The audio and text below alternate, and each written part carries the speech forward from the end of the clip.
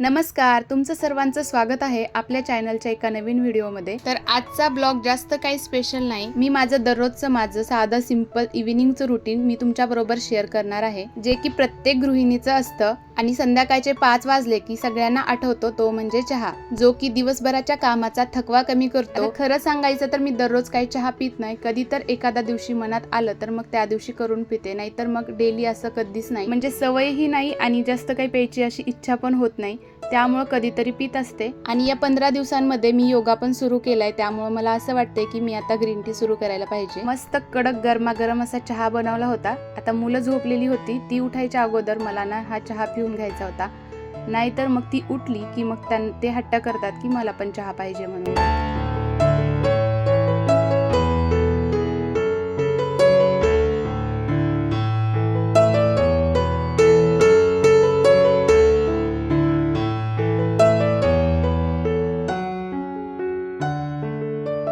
शांत आणि निवांत संध्याकाळ आणि त्यामध्ये कडक असा चहा पिण्याची मज्जा काही वेगळीच असते।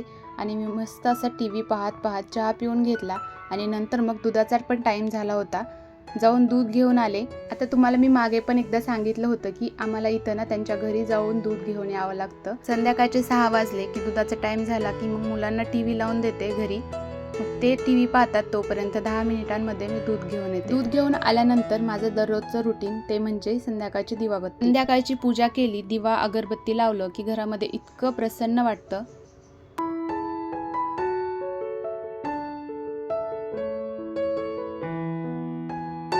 दररोज संध्याकाळची पूजा आटपली की मग रात्रीच्या स्वयंपाकाची तयारी करते।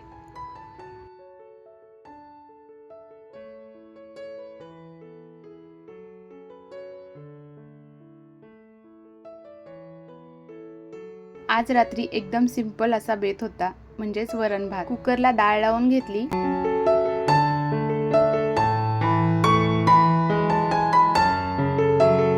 संध्याकाळचं राहिलेलं काम ते म्हणजे बाहेर कपडे वाळत टाकले होते, ते सुकले होते म्हणून तेच आत घेऊन आले आणि नंतर मग ते फोल्ड करून ठेवले।